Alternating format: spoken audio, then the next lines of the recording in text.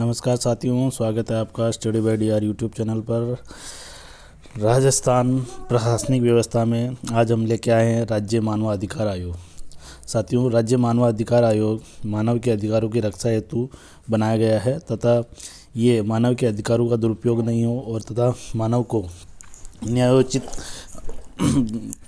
कानून और अदालती आदेश के द्वारा लाया गया है। साथियों, तो इसके अंतर्गत हम शुरुआत करते हैं। आज राजस्थान राज्य मानवाधिकार आयोग का मुख्य उद्देश्य मानवाधिकारों की रक्षा करना है और उन पे निगरानी रखने के लिए एक संस्था के रूप में कार्य करता है। राजस्थान के अंतर्गत 1993 में एक अधिनियम लाया गया, उसके अंतर्गत धारा 2 और उसके अंतर्गत मानवाधिकार को परिभाषित किया गया है और इन न्यायोचित अधिकारों को भारतीय कानून के तहत अदालती आदेश द्वारा लागू किया जा सकता है।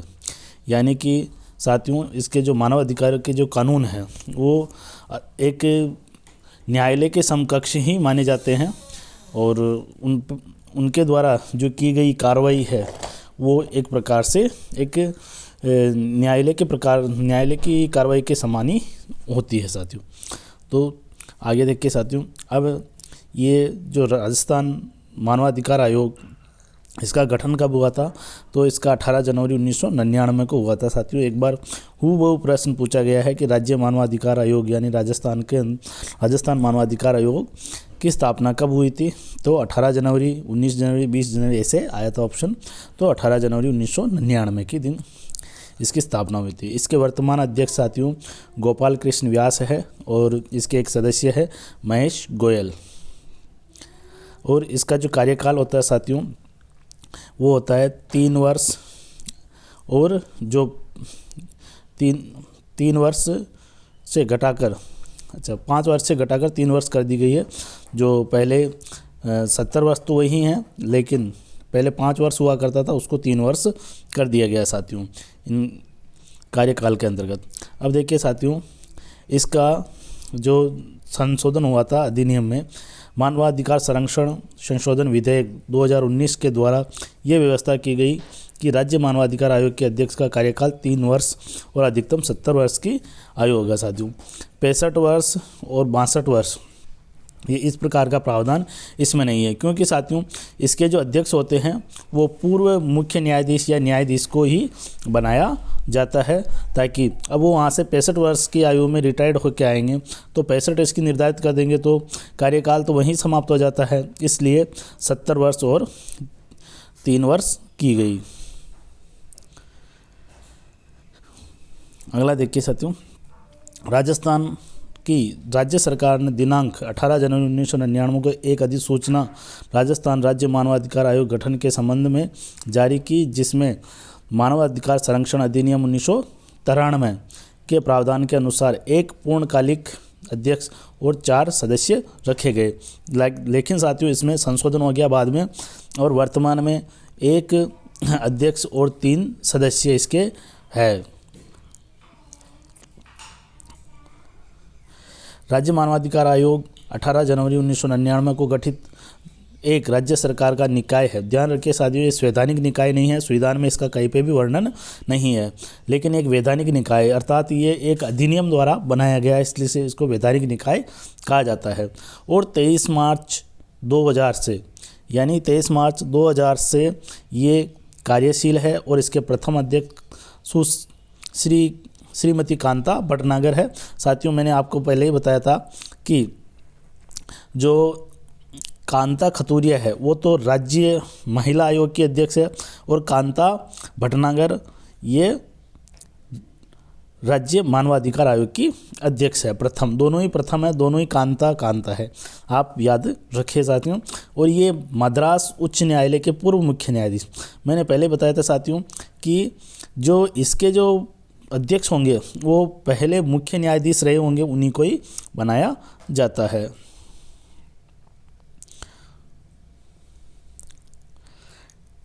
ये तो हो गया साथियों। फिर आगे राजस्थान राज्य मानवाधिकार आयोग के अध्यक्ष एवं सदस्यों की नियुक्ति राज्यपाल द्वारा की जाएगी तथा शपथ भी राज्यपाल ही दिलाएगा, जो कि एक उच्च स्तरीय समिति द्वारा की सिफारिश के आधार पर, यानी कि उस समिति के अध्यक्ष कौन होंगे? मुख्यमंत्री। मुख्यमंत्री सिफारिश करेंगे कि इनको राज्य मानवाधिकार आयोग का अध्यक्ष बनाया जाए या इनको सदस्य बनाया जाए। सिफारिश करता है एक कमेटी जिसका अध्यक्ष होता है मुख्यमंत्री और नियुक्ति करेगा राज्यपाल। अगला देखिए साथियों, और अब तक पूरे भारत के अंतर्गत 26 राज्य मानवाधिकार आयोगों का गठन किया जा चुका है। राज्य मानवाधिकार आयोग के अध्यक्ष एवं सदस्यों की नियुक्ति राज्यपाल अवश्य करता है, लेकिन साथियों ये बहुत ही इम्पोर्टेंट ध्यान देने की बात है, इनको बर्खास्त करने का कार्य केवल राष्ट्रपति को है। ये नियुक्ति तो राज्यपाल करेगा, लेकिन इनको बर्खास्त करने का कार्य कौन करेगा? राष्ट्रपति। इसी प्रकार जैसे कि राजस्थान यानी आरपीएससी के जो सदस्य और उसका अध्यक्ष होता है उसकी नियुक्ति तो राज्यपाल करता है, लेकिन उनको बर्खास्त करने का काम कौन करता है? राष्ट्रपति करेगा। नोट, राज्य आयोग के अध्यक्ष या सदस्य की कोई नियुक्ति समिति किसी रिक्ति के कारण अविधि मान्य नहीं होगी। यानी कि अगर किसी नियुक्ति को लेकर मान ले कि भाई जैसे कोई पद खाली है और उसके लिए कहते कि इसकी नियुक्ति को रोक दिया जाए, तो ऐसा संभव नहीं है साथियों, इसको कहते अविधि मान्य होगी। रिक्ति के कारण नियुक्ति नहीं रोकी जाएगी साथियों। अब देखिए कौन कौन इसके अध्यक्ष रहे। पहले सुश्री कांता भटनागर, ये अध्यक्ष कहाँ से? 23 मार्च 2000 से 18 अगस्त 2000 तक, बहुत कम समय के लिए रहे। फिर इसके बाद में बने एन के जैन। साथियों आपको ये नाम याद रखने हैं क्योंकि कई बार इनका क्रम पूछा जाता है, इनमें से कौन रहा या कौन रहे हैं, इस प्रकार से, या नहीं रहे हैं, इस प्रकार से पूछे जाते हैं। फिर एस सगीर अहमद और फिर प्रकाश टाटिया बने थे साथियों। और फिर आर के आकोदिया, BL जोशी, इस प्रकार से ये बने थे साथियों। एक सेकंड, इनका क्रम किस प्रकार से है। और फिर इसमें से BL सोनी के बाद में आलम शाह खान और पुखराज सिरवी, नमो नारायण मीणा। पिछली बार आया था साथियों कि इनमें से कौन नहीं रहा है, तो ये जो नमो नारायण मीणा ये रहे थे, और एक और ऑप्शन आया था कि राम नारायण मीणा, ऐसा कुछ ऑप्शन था। जगत सिंह और फिर ये धर्म सिंह मीणा और जस्टिस अमर सिंह गोदारा, ये सदस्य है साथियों। क्या है? ये सदस्य है। अब हम बात करते हैं कि इसमें से ये तो सारे सदस्य थे। अध्यक्ष प्रकाश टाटिया तक अध्यक्ष थे साथियों। कौन? प्रकाश टाटिया तक अध्यक्ष थे। और बाकी यहाँ से ही हम बात करें तो ये सदस्य है, ये BL जोशी भी सदस्य है, RK आकोदिया भी सदस्य है। पिछली बार सदस्य पूछे गए थे साथियों, आकोदिया, BL जोशी और इसके साथ ये प्रोफेसर आलम शाह और इसके बाद में पुखराज सिरवी और नमो नारायण मीणा। इनमें से एक प्रश्न तो ये था कि इनमें से सबसे कम कार्यकाल किसका रहा है, तो सबसे कम कार्यकाल रहा था साथियों नमो नारायण मीणा का, ये इनके सदस्य थे।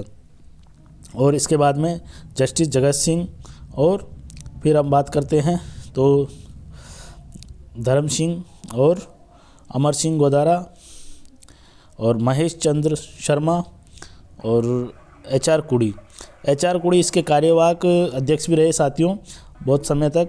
और डॉक्टर MK देवराजन, ये भी इसके सदस्य रहे। तो साथियों, और अभी वर्तमान में इसके जो अध्यक्ष है वो गोपाल कृष्ण व्यास है साथियों। कौन है? गोपाल कृष्ण व्यास है साथियों। अभी तो साथियों ये इम्पोर्टेंट प्रश्नों या इम्पोर्टेंट तथ्यों की जो क्लास है यहीं समाप्त होती है। आप सभी का बहुत बहुत धन्यवाद। जय हिंद, जय भारत साथियों। एक बार इसको आप अच्छे से रिवाइज कर ले साथियों, इसमें से कहीं ना कहीं प्रश्न जरूर बनता है।